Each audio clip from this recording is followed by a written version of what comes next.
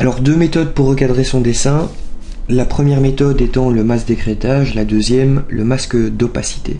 Alors vous voyez qu'ici j'ai mes deux dessins à recadrer. Je vais rendre invisible le deuxième et me concentrer sur le premier pour la première méthode.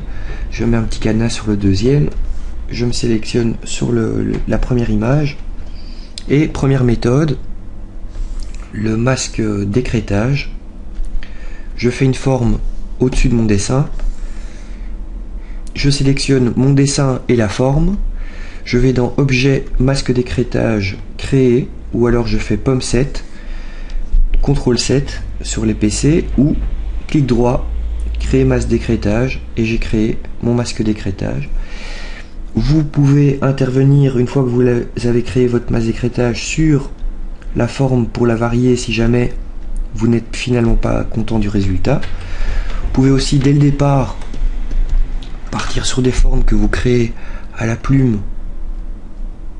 Donc ici vous voyez que je crée ma petite forme à la plume, elle passe devant mon dessin, je sélectionne l'entièreté de mon dessin, clic droit, clipping mask, et j'ai recadré mon dessin de cette façon là.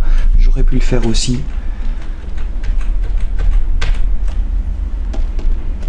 avec une forme plus ronde. Ça peut aussi évidemment se faire avec une typo vectorisée par exemple, pour recadrer une image dans du texte.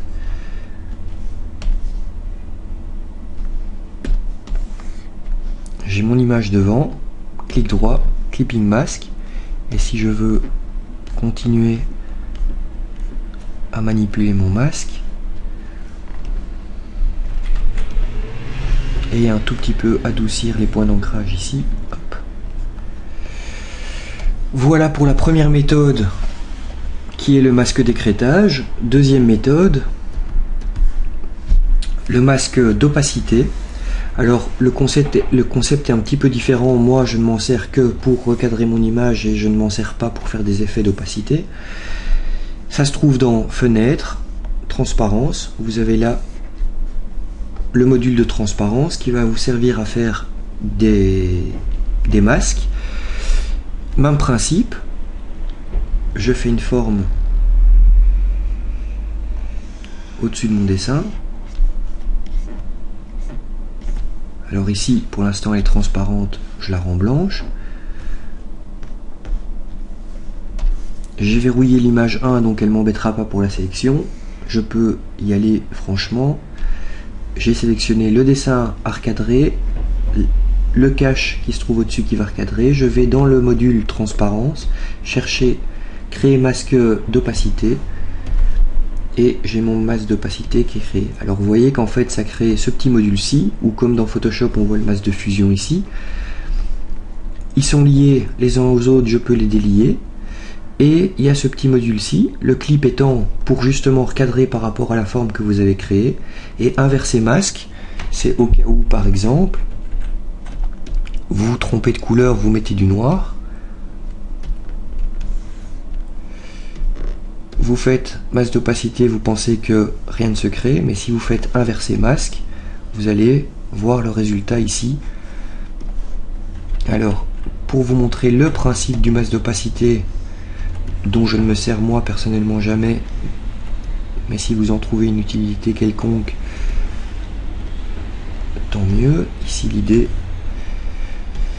c'est plutôt que de créer un vrai recadrage de dessin comme les premières manips, c'est venir demander un masque d'opacité. Vous voyez la différence de couleur sur mon illustration, et je pourrais lui demander de ne pas recadrer, et j'aurai à ce moment-là mon masque d'opacité. Maintenant, c'est le même résultat si je mets un calque au-dessus avec un tracé.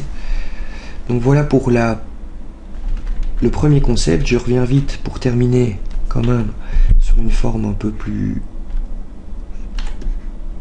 Voilà, fini. J'ai ma forme devant. Je sélectionne le tout.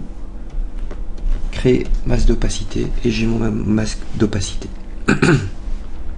Voilà, deuxième vidéo concernant ce sujet sera la vidéo pour comparer le Pathfinder au masque d'opacité.